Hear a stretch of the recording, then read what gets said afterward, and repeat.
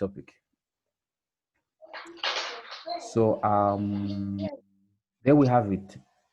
Today we are looking at mechanical properties of matter, and we know matter has many properties. All right, they have chemical properties, they have physical properties, you know, but then there are also properties of matter which are mechanical in nature. All right. So someone to help us what they understand by the word mechanical. Mechanical. Chipo, could you help us understand what do you mean? What do you think they mean when they say mechanical?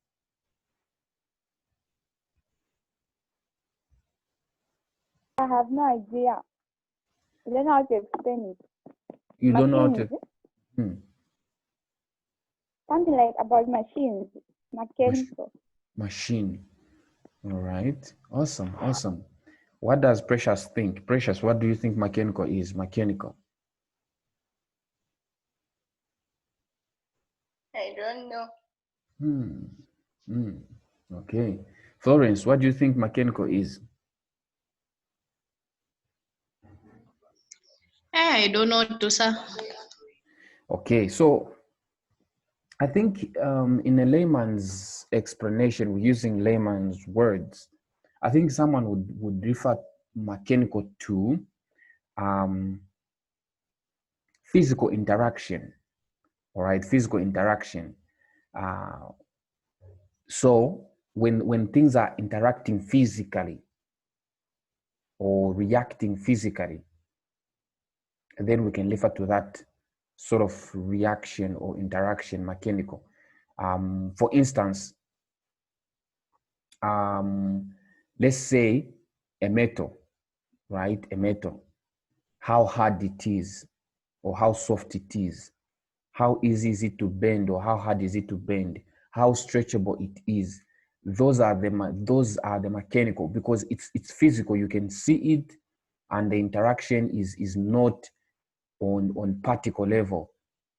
The particles or the molecules are not changed; they are maintained, and their configuration are the same. But what just happens is the physical. Talk about shape. Talk about its elasticity or its hardness, its toughness. Those are some of the mechanical aspects of something. So just physical interaction and contact interaction in that way. So I think that's one of defining mechanical. So now mechanical properties of matter are these properties of matter that are physical in nature, and these properties, we can test them physically. Talk about how hard the metal is, how the fluidity of a liquid, or I hope you guys are getting me. Are you getting the terms, the words that I'm using in terms of what mechanical is? What I mean is, it's just that physical interaction. Yeah. Are you getting me? Yes. Yes. Awesome. Good morning, Mr. Wisdom. Mr. Wisdom, good morning. Morning, sir. How are you?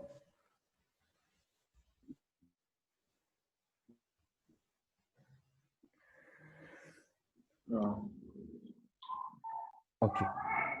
Yeah, so we are looking at mechanical properties of matter, Mr. Wisdom, because you guys will be having a quiz on Friday. So I was just trying to introduce the idea of mechanical, and I was saying mechanical refers to just physical interaction. If they even add the word properties, mechanical properties are those physical properties, such as how hard a substance is, how soft it is, how stretchable it is, without changing the configuration of the atoms or the molecules inside. Just talking about the physical part of that substance, while the chemical part is kept intact. All right. So that is what they mean by mechanical. And mechanical properties are what we are going to explore. We're going to explore how stretchable, how easy is it to stretch something, or when you exert a certain force on a particular substance, what will happen, what will be the pressure which will be induced, and stuff like that. So let's go into the lesson. So so this lesson is supposed to be based on tutorial sheet 9, and you discover that tutorial sheet 9 there are questions on mechanical properties of matter. So we are saying that matter can be categorized as a solid, liquid, or a gas. And that's that's a general understanding. In this chapter, we shall mostly be looking at matter in its solid state. All right. For now, we will not look at it in the liquid state. We'll look at it in the solid state. And just when we talk about the deformation of solids. So someone also to help us what they understand by deformation. If something has deformed, what do they mean? Florence, if someone says, Florence, that container has deformed, what do they mean? They say that substance or that table has deformed, or that chair has deformed, or that box has deformed. What do they mean? Deform. Maybe changing shape. Awesome. So to deform is simply to change shape. Like I said earlier on, mechanical properties are different from chemical properties in that chemical properties, a lot of things happen. The shape might change, even the composition of the arrangement of the atoms and the molecules will change. But with mechanical properties of matter, what will happen is that a substance will just change its shape, but it will maintain its chemical organization. All right. So for example, if you do what's this, if you sit on a container, all right, and then you discover that when you get up, that container has deformed, has shrunk. The molecules are intact, but the shape has changed. So one of the subtopics or one of the aspects that we'll be looking at when we talk about mechanical properties of matter is the deformation of solids. All right. So I'm sure you have seen metal fabricators, right? You hear them hammering or a hammer on some metals, trying to deform them, or trying to make it into a knife, trying to flatten it, or trying to stretch it, or trying to do a lot of things to it. When they are hammering on that metal, I'm sure you have gone through some market, and then you see some people in a workshop, they are hammering a metal, and then you discover that that metal maybe will be deformed such that it will even be made into a shape like a knife or any tool or a hoe or an axe. So that means that they have deformed that object by continuously applying some force and over a cross-sectional area. So in turn, they continuously apply some pressure on that object, and at the end of the day, they deform that solid or that object. Are we following? Yes. Yes. Awesome. So when we talk about deformation of solid, we talk about a situation where a solid may be thought of having a definite shape, right? We know that a solid, when you put a brick somewhere, you put it, it will have that shape and it will maintain that shape. Its shape and volume will be maintained, but it's possible to change its shape by applying some external forces. And these forces can be tensile force, shearing force or compression force. So as we go on, you will see the meanings of tensile, shearing, and compression forces. Okay, so before we go into the details, we need to understand one important aspect. All right. One thing that we need to understand is when a force, all right, is applied to this solid, which we are talking about, the solids, matter in its solid state. When you apply a certain force, so I assume, Mr. Gilbert, that you are sitting somewhere, and we can know that the weight of the upper body, the weight of your upper body is exerting some force on that surface where you are sitting. Not so, Mr. Gilbert?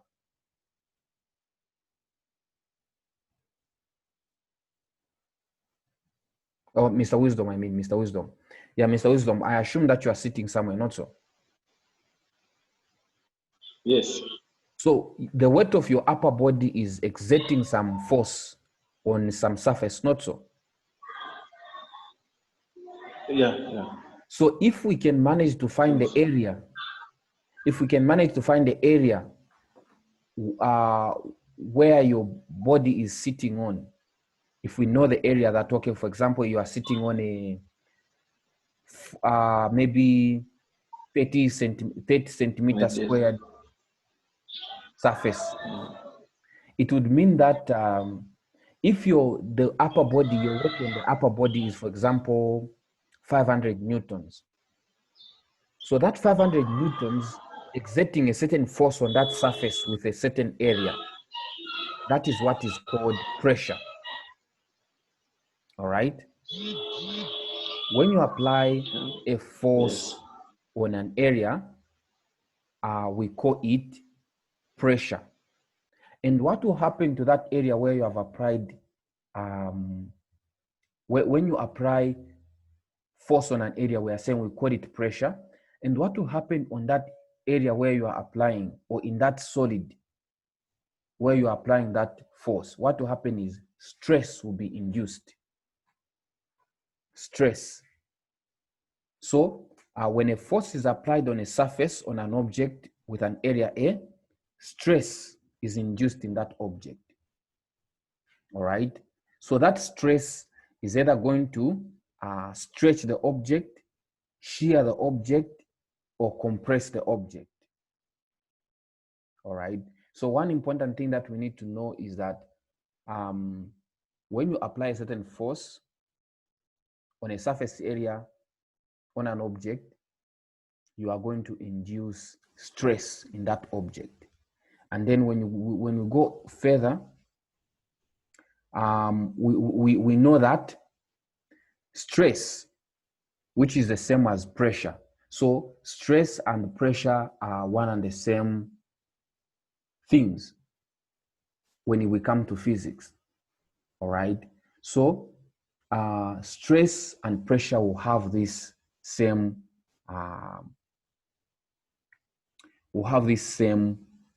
formula. All right. So we are saying that stress is force over area. When you induce a certain force, when you apply a certain force over an area, you induce stress. So even when you'll be looking at those questions in multiple choice, you have to have these things ringing in your mind. And then we know that stress is computed in Pascal. Sometimes you may see the word Pascal, PA. It's the same as Newton meter squared. Newton from the force and meter squared from the area. So sometimes they may indicate it as Pascal. Don't be confused. They mean the same thing, Newton meter squared or Pascal. This stress is now what causes deformation in these solids. So this solid may deform depending upon the stress that is induced in that solid. All right. Are we together so far? Yes. Yes. Yes. Awesome. So stress, all right, stress is proportional. to strain. Someone to help us what they understand by the word proportional when they say stress is proportional to strain. What do you understand by the word proportional? Precious.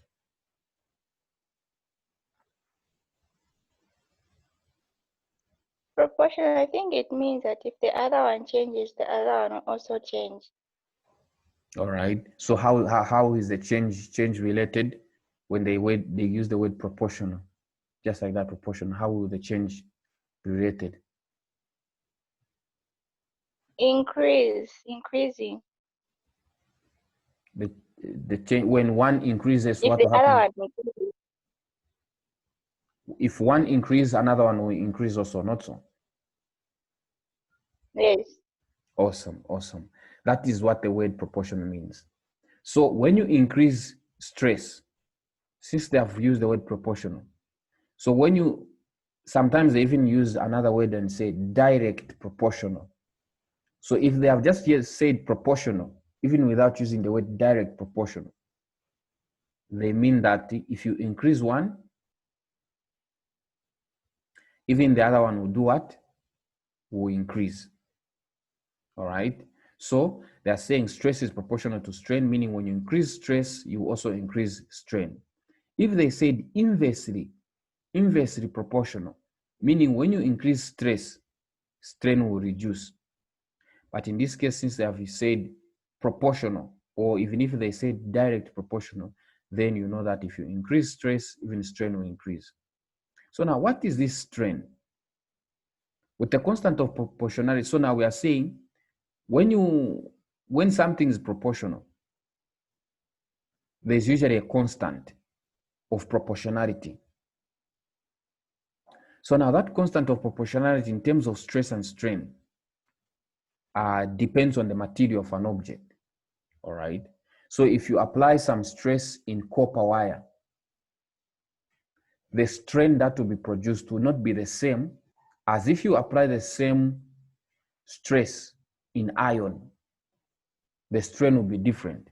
So it dependent upon material. So when you be encountering your questions, they'll even specify that here we are talking about copper, or we are talking about aluminium, we are talking about brass, bronze, or any other object, because the constant of proportionality changes.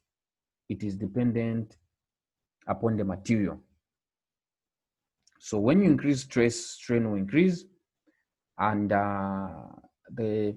this constant of proportionality is called elastic modulus.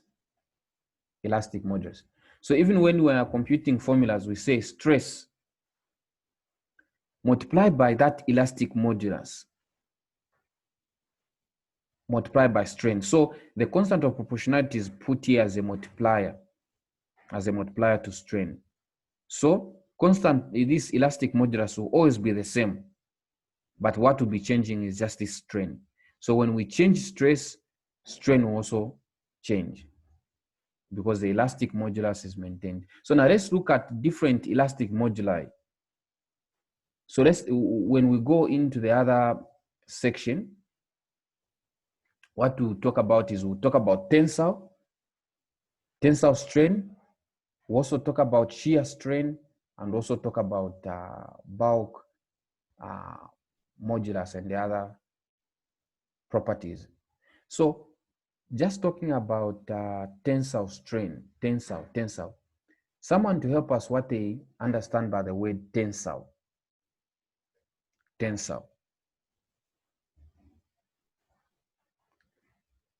Florence, what do you understand by the word tensile?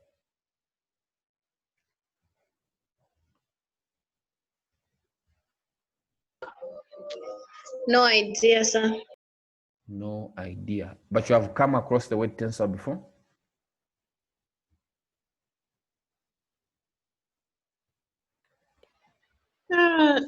No. Maybe it's somehow similar to tension. Yes. That's very correct. It's similar to tension. All right. So tensile is actually comes from tension. All right. So what happens is that, for example, in any given, like for example, here, what you see here. So we have clamped this metal bar. We have clamped it by a clamp. So we tie there so that we clamp this metal bar to this table. So that when we apply a certain force here, we induce tension in this bar. All right, tension. And this is what we call tensile. And when something changes, so have you seen here where they have written like a delta L, change in L? Have you seen here change in L? Mr. Wisdom, have you seen here where they have written Yes. change in L?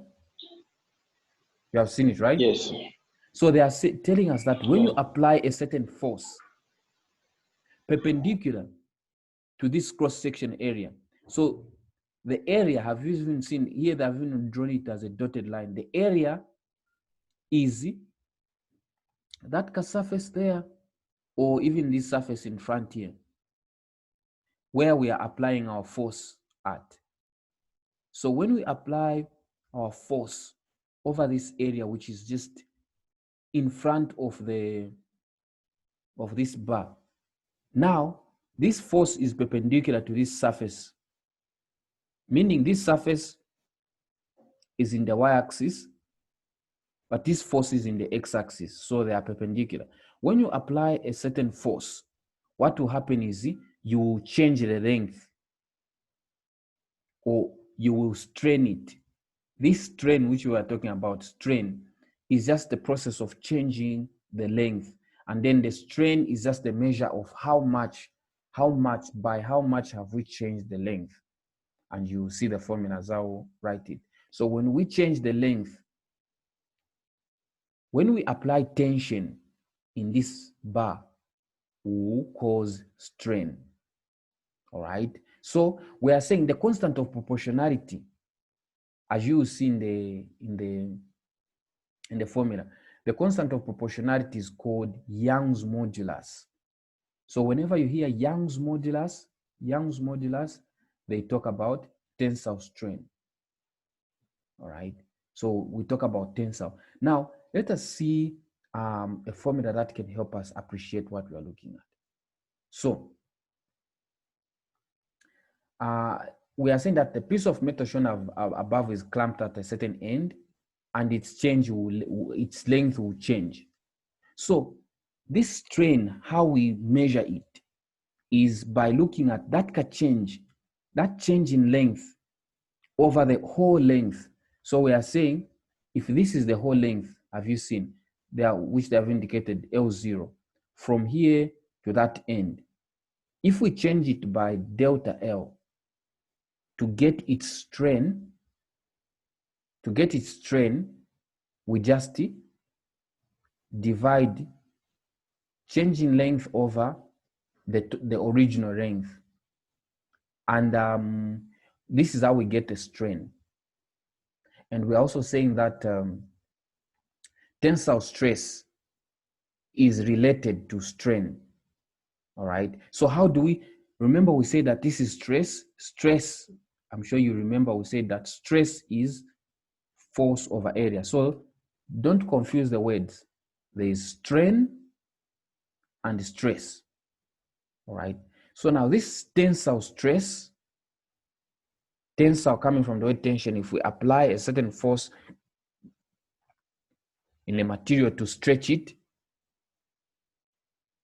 it is related by tensile strain. Tensile strain is by how much has it stretched, And this relationship is related by Young's modulus, as we said. So we have, on this one side, we have tensile stress, force over area. On the other side, we have tensile strain. And then what is relating the two?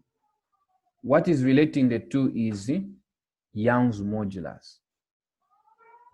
So Young's modulus is what is relating tensile stress and tensile strain. Are we together so far?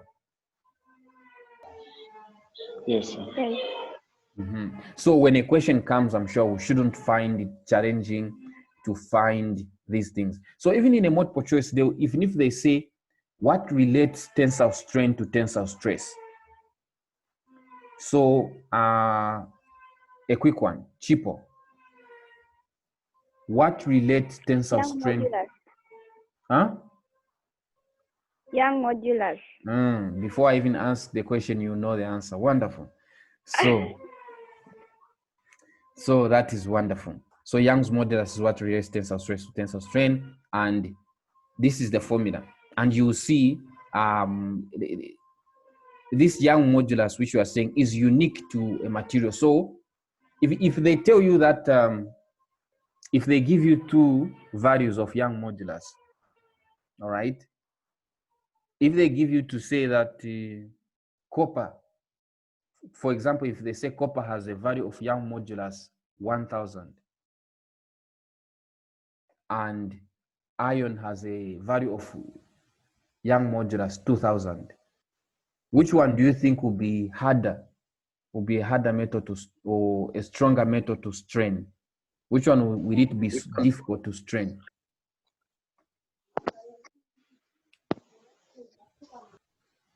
What is the question, sir? The question is saying, for example, if they give you the value for Young modulus, this value, why?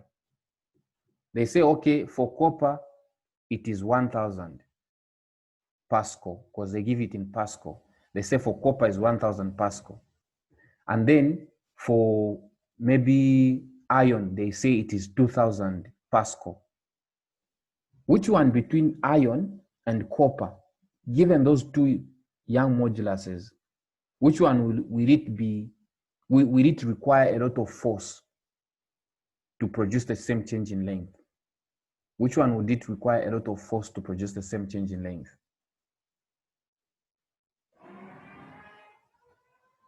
Is the question clear?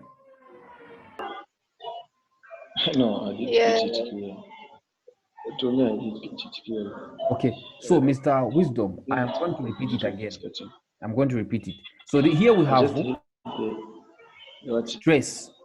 Here we have stress, okay? Here we have strain. Yes.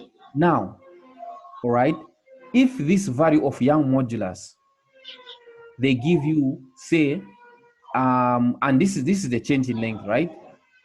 They say we have the same material, have the same length, but then for copper, the value for Young modulus, they give you to say, okay, the value for Young modulus for copper is 10,000, or let me say 1000 Pascal.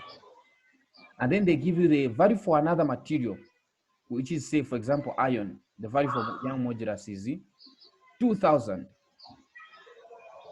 Now, given the same, length and area, which one would you have the large force to produce the same change in length? Which one would you require a larger force to produce the same change in length?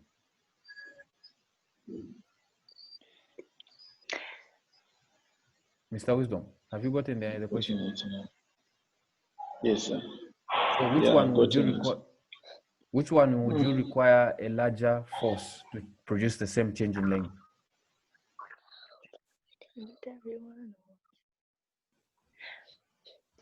I think I think it's the other one. It's 2000. The other one with what? 2000. 2000. Mr. Wisdom, you are doubting. Okay. So what happens is that if a material, the one with 2000, it will require a larger force. awesome, yes, the No, one. I'm saying so. Yeah, but the one with the So what happens? Why are we saying that the one with 2000 will require a larger force? Is because if you look at here, when we have force and area and all these things put with the same constant, all right? If we increase this value, if we increase this value, all right, if we increase this value, what will happen is that for us to produce a certain change in length here, a certain significant change in length, we will need also to increase the force. So in fact, let's look at an example and see how we can appreciate these concepts. But what happens is that a value with a bigger Young's modulus will require a lot of force to change its length. Are you getting me, Mr. Gilbert? Yes, sir. Yes. So, oh, Mr. Gilbert has come. I usually confuse the two, Mr. Gilbert and Mr. Wisdom. Anyway, Okay. yeah, good to have you, though you're Mr. Gilbert. Thank you so much. Yeah. So, for what you have missed out, you watch it on YouTube. I'll post it on YouTube. So what we are saying is that in a multiple choice case, that what we are saying is that if we want to have a lot of change in length, given that we have a bigger Young's modulus, will require a bigger force. All right. So one thing that you have to know is that a material with a bigger Young's modulus will require a lot of force to change its length. All right. All right. Because if we increase this value will reduce. All right. So for example, if we have 10 newtons here, if we have 10 newtons, and then we are saying this value of Young modulus is, say, it is 8 Pascal.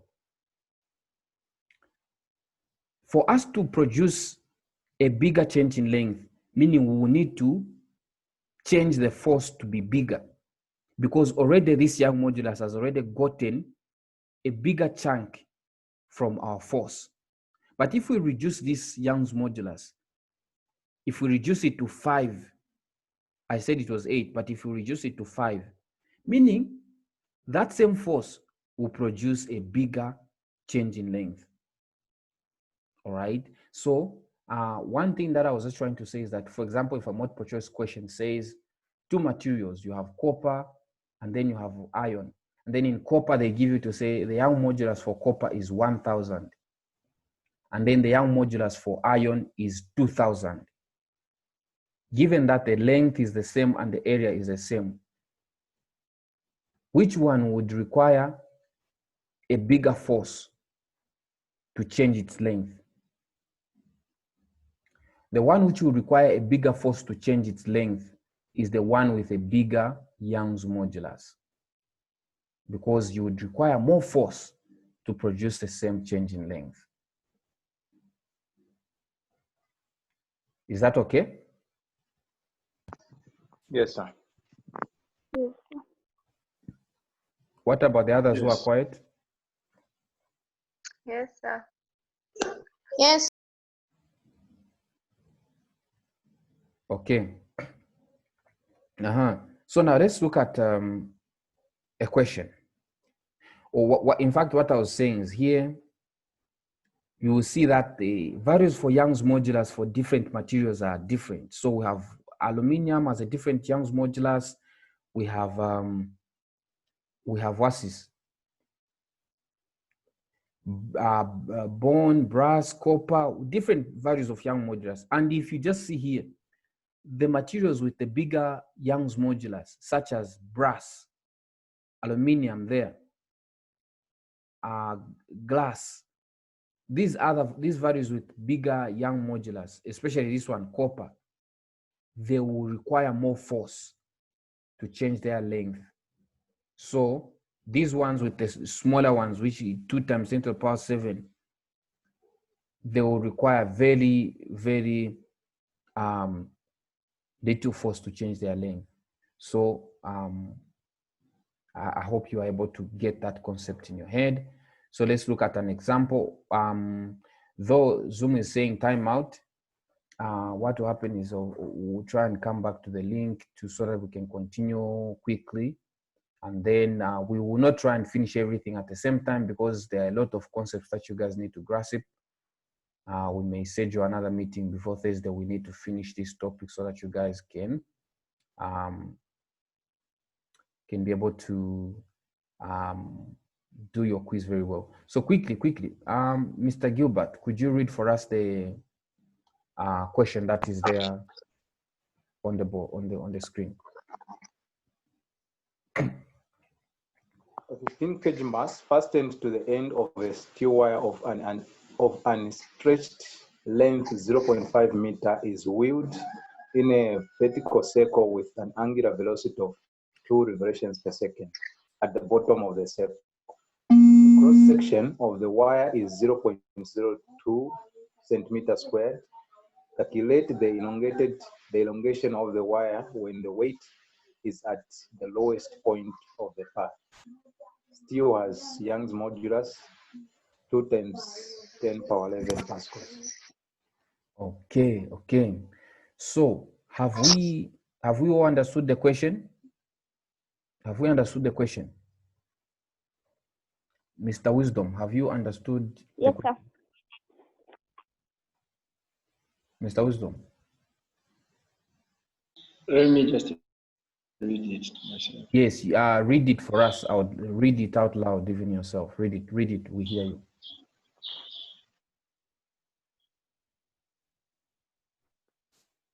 You can read it so that we all hear you. I read it loud. Yes. Oh, all right. A 15 kg mass fastened to the end of a steel wire of an stretched length 0.5 meters. Okay, end there. And let's circle. you see, when you are reading to understand a question, you don't